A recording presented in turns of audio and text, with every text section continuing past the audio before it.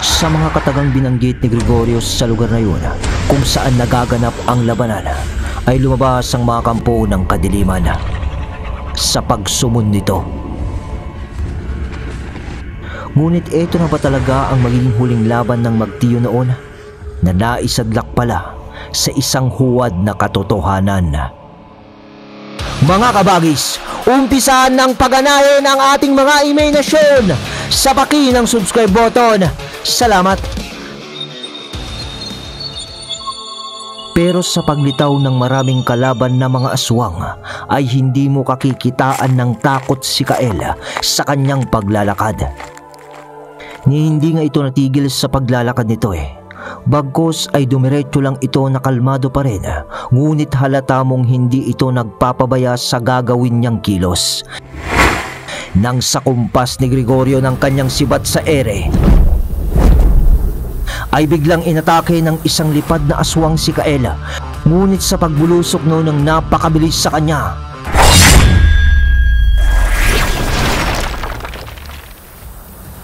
gunaw ng aswang sa ere. Dahil bago pa man dumapo ang aswang na yon sa kanya, sa parang kumpas lang ni Kael ang espada niyang gawa sa pangil ng kidlat, ay naging abo na lamang ang aswang na yon sa ere. Pagkatapos nitong magunaw sa mapinong baga sa pagdaan ng dibinong espada ni Micaela, at maski si Amador na kanyang ama ay nagulat sa ginawa ni Kael, para kasing kabisado na ni Kael ang paggamit ng karunungan ng puting libro. Ngunit mas lalong bumilib at namangha si Amador ng Diyos, Fortes, adjuvame, sa ngalan ng liwanag na mula sa iyo, palayain mo kami ng dilim. Fiat, voluntas, tua, sikot ni Edkailo, et entera. Gabayan mo ang aking espada upang maghatid ng hustisya. Sanctus, Sanctus Micael, defende nos en proelio. Sa iyong biyaya, ang liwanag ay magwawagi. Amen. Nagdadasal na rin si Micael ng mga panalangin mula sa puting libro. At sa sunod na mabilis na kilos nito,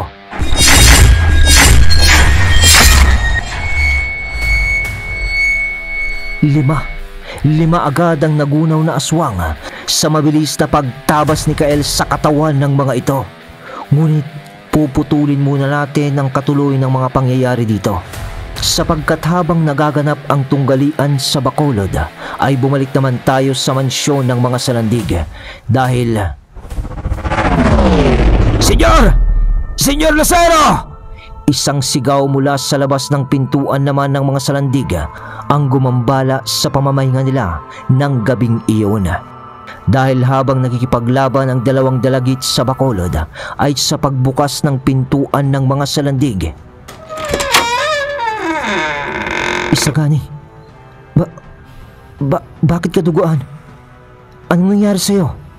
Tanong agad ni Lucero nang makita niyang sugatan na dumating nga si Isagani sa harap ng kanilang mansyon. Kaya naman ang sagot ni Isagani ay, Senyor, inatake kami. Inatake ang gubat lawig. Kailangan namin ang tulong ninyo ni Senyora Isla. Sa sinabing yun ni Isagani, ay biglang namungay agad at naging kulay pulang dugo ang itim na mata ni Lucero. Nangangahulugan lamang na galit na ito. Sino ang may gawa nito sa gubat lawig? Sa pamilya natin doon? Tanong niya. Mga higral, senyor. Oo, ang mga tinatawag nating general ng mga aswang. Mga makalumang uri. Nakagaya din ninyo, Senyor Lucero. Sa pagkakarinig noon ni Lucero, ay umimpis ang pula sa gitna ng mata nito at naging patayo na sa puti ng kanyang mata. Dahil alam niya sa kanyang sarili na mapapalaban sila ni Isla ng grabe kapag higral nga ang kanilang makakalaban. Dahil kung hindi nyo na itatanong, ang mga higral o lumal higral sa kumpleto na itong pangalan ay isang orihinal na uri ng aswang na kayang tumapat o humigit pa sa lakas ng mga gabunang aswang. Sila ay bihirang uri ng mga aswang na itunuturing na hari ng kadiliman. Ang kanilang lakas ay nagmumula sa pagsanib ng tatlong bagay: lupa, kamatayan, at mga latak ng kapangyarihan ng mga anghel na rebelde.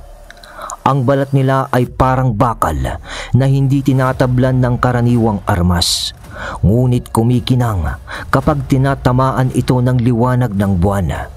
May kulay pilak din silang mga mata na kayang tumagos sa kaluluwa ng tao. Ibig sabihin ay nakikita nila ang takot at kahinaan ng sinuman na walang kakayahan na sila ay kaharapin.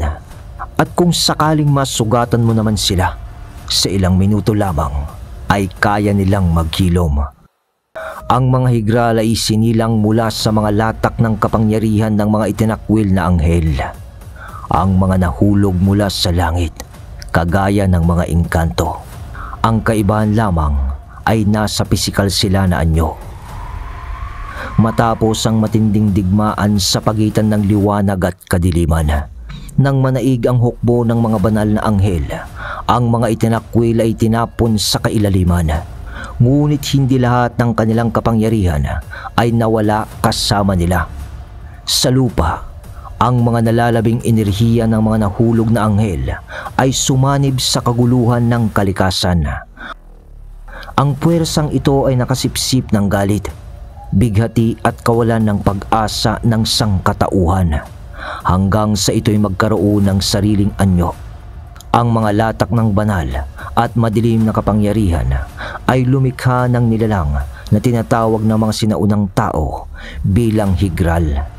Isang nilalang na nabuo sa pagsanib ng sumpa at kalikasan sa mga tao, sa lupain ng kadiliman, sa isang liblib na bahagi ng mundo kung saan sumapit ang mga nalalabing enerhiya ng mga itinakwil na anghel.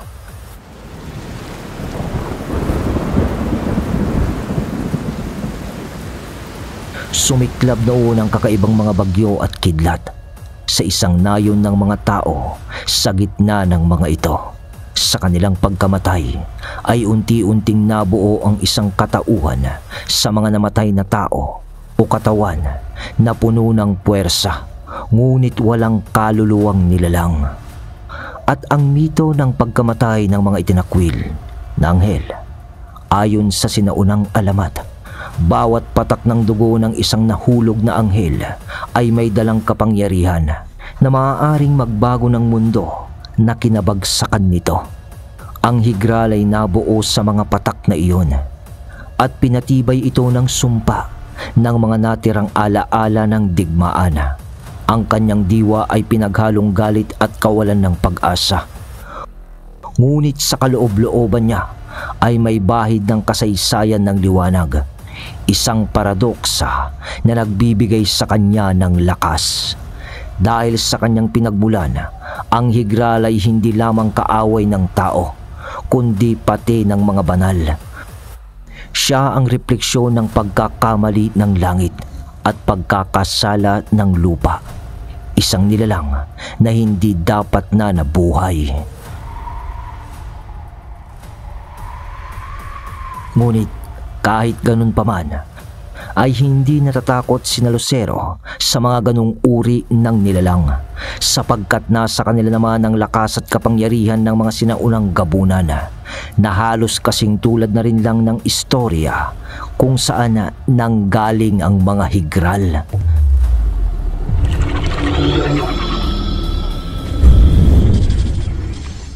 At sa pagpapalit anyo nga ni Lucero bilang sinaunang gabunan, ay ginamit naman nila ni Isagani ang kanilang bilis sa pagtakbo at pagtalon-talon upang mabilis na makaabot sa nagaganap na kaguluhan sa gubat lawig. At habang nananakbo sila nun ng napakabilis nang magkasabay ni Isagani. "Isagani, ilan sila?" tanong ni Lucero habang tumatakbo pa ito. Nasa lima sila, senyor. Pero kahit na ganun lang ang bilang nila, ang buong baryo natin sa gubat lawig ay halos hindi sila matapatan." "Ganun ba? Si Isla, nakausap niyo na ba tungkol dito?" tanong pa ni Lucero. "Oo, senyor. May pinadala akong ibang mga kasamahan natin upang kausapin si Senyora Isla. Tumungo na ngayon sila sa Talisay. Ganun ba? Sige, bilisan natin. Wika ni Lucero noon.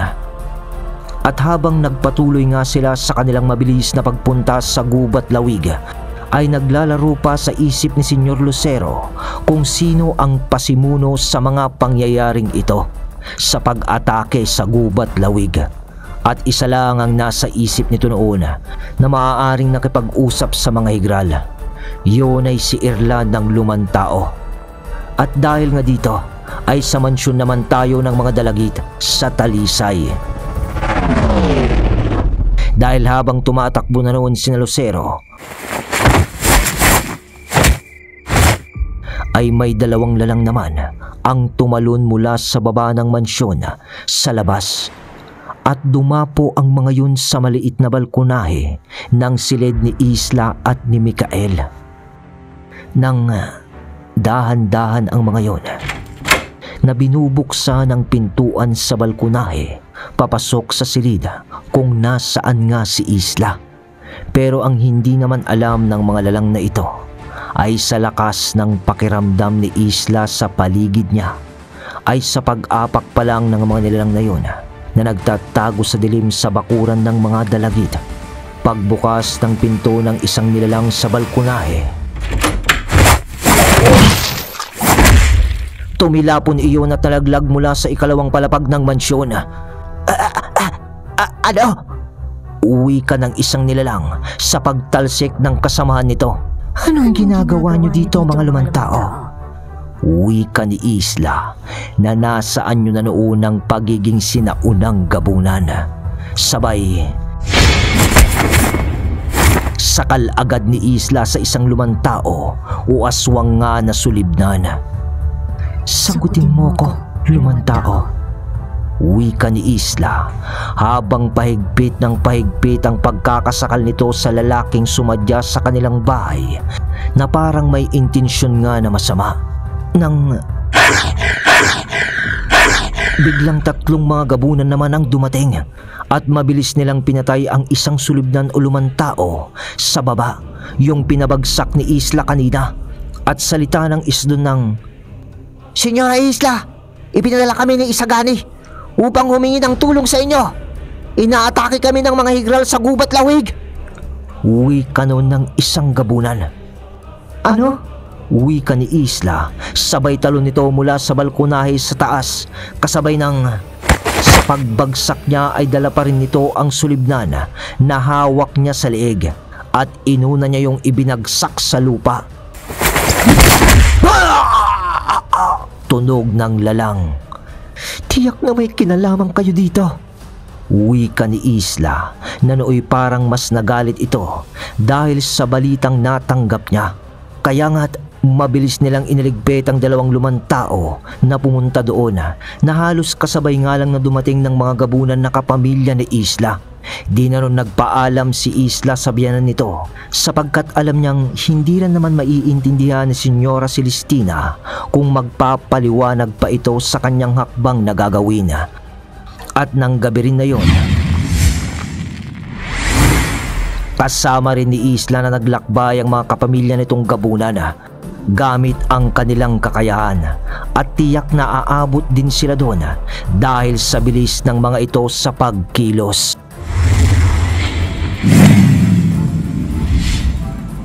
At habang nag-aapura nga rin si Isla sa pagpunta sa Sagay, ibalik naman natin sa tamang oras ang sitwasyon sa mga kaganapan sa Bacolod.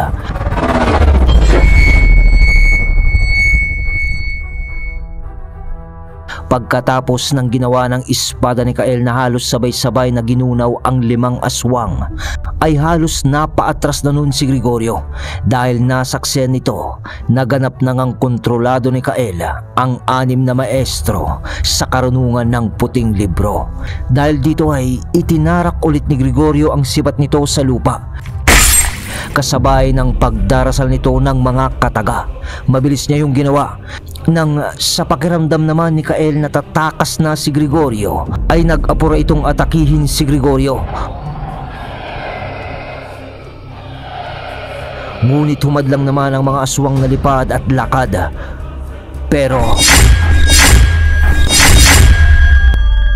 Pero lahat ng sasalubong nun sa daraanan ni Kael ay kanyang tinatagpas ng mabilis. At dito ay napansin pa ni Kael ang pagtipon-tipon naman ng mga itim na usok mula sa karimlan na papabilog ang korte sa palibot nila. At alam na ni Kael sa tiyak lamang na mga ilang segundo sa pagtitipon nun kay Gregorio mismo ay makakapasok na ito sa portal na kanyang tatakasan. Pabagalin natin ang ating mga imahinasyon sa mga mangyayari mga kabagis, sapagkat sa bilis ng mga pangyayari, nakita pa ni Kael noon ang paglitaw ng dalawang nilalang, at yun ay mga higlar na aswang na parang siyang sumundo kay Gregorio o suportahan siya kung sakaling makaabot nga sa kanya si Kael. Kaya naman sumigaw si Kael noon ng, "Ama! Humanda ka! Papasok tayo ng portal! Papasok tayo ng portal na papasukan ni Irael!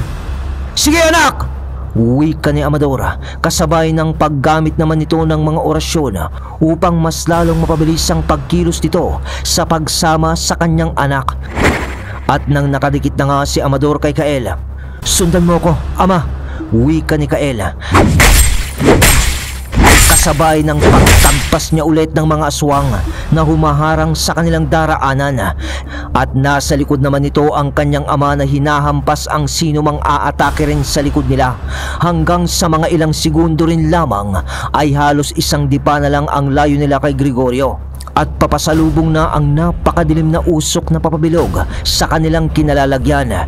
Ibig sabihin ay mabubuksan na rin ang portal na papasukan ni Gregorio. Ngunit sumalubong ang isang higlar upang ampati ng mag-amang dalagit sa pagsama sana. Pero higlar? Bigkas ni Kael, sabay pugot niya ng ulo sa higlar habang nasa ere pa ito sa paglundag sa kanila. Pero nagtipon na ang usok noon.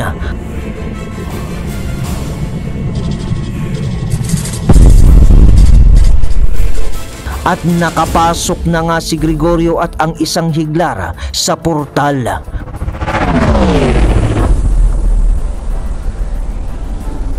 Pero, "Ama, huwag kang lalayo sa akin." Wika naman ni Kael sa kadiliman ng kanilang nilalakbayan na parang napakabilis sa pagtakbo ang mga lugar sa kanilang paningin, ngunit madilim dahil sa napasama rin sila sa portal na ginawa ni Gregorio sa pagtakas. Hanggang sa mga ilang sandali lang,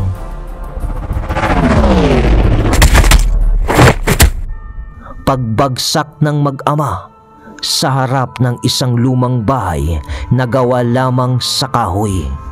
Agad na bumangon nun si Kael at sinabi niya sa kanyang ama na pabangon na rin, "Ama, nandito tayo sa gubat lawig." "Oo anak," sagot naman ni Amador.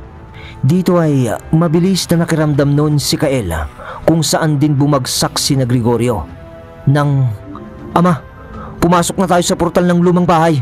Wika ni Kael. Kabisado yun ni Kael sapagkat yun yung pinasok nilang bahay nung unang ipinakita ni Silvino ang isang kakayahan ng isang maestro na paglalakbay. Naaalala nyo yung part na yon mga kabagis? Nakakamiss tuloy si Silvino. Dahil eto nga yung bahay na makakapasok ka sa baryo nila Isagani, hindi ba? Sa Gubat Lawig. Alam din naman ni Amador ang lugar na ito, kaya naman walang pag-aatubili nilang pinasok ang bahay. At sa paglabas nila, anong nangyari? Pagtataka ni Amador dahil sa mga sirang bahay sa mga puno at may mga ilang naglalaban na lalang sa baba noon. At pagbigkas pa niya ng, Senyor Lucero?" Wika ni Amador nang makilala niya sa di kalayuan na nakatayo si Senyor Lucero, at biglang, "Kael, mahal ko." Wika naman ng isang pamilyar na boses sa likod nila Kael at Senyor Amador. Isla? Ba't ka nandito? Tanong ni Michael sa paglingon nito sa asawa niya. Alright, yun mga kabagis ko, ang tindi nun! Woo! So eto na yung kanto o boundary ng art ng Bacolod. Dahil nasa sagay na tayo mga kabagis. Obvious naman, nasa gubat lawig na tayo. Ano, ang tindi na mga kabagis, parang pati tayo o ang ating mga imahinasyon ay linakbay lang ng isang gabi ang Bacolod to Sagay. Whew! Kaya't abangan nyo ang susunod na kabanata. Grabe, magkakasama ng muli ang lakas ng dalawang pamilya, ang Dalagit at Salandig. Ang kaibahan nga lang ngayon ay tangan na ng tuluyan ni Michael Dalagit ang 6 na maestro. Pero bago ang lahat ng yon, mag-shoutout na tayo mga kabagis ko. Shoutout po kay Rinaldo Aldamar. Shoutout po kay Alan Limpangog from Lapu-Lapu City, Mactan, Cebu. Shoutout din po kay CJ Galboy from South Korea. Shoutout din po kay Sunny at Alejón Villegas from Itanao, Misamis Oriental. Shoutout din po kay Manny Dalisay. Shoutout po kay Bulag na Anghel. Shoutout po kay Danny Boy. Shoutout din po kay Rovelyn de la Cruz. At sa mga nagpa-Christmas pala sa akin sa GCash, kaya malaki o maliit man ang naibigay, blessing pa rin yon. Kaya mula sa kaibuturan ng aking puso, mga kabagis ko, ipinagpapasalamat ko ito. Salamat sa suportang tunay.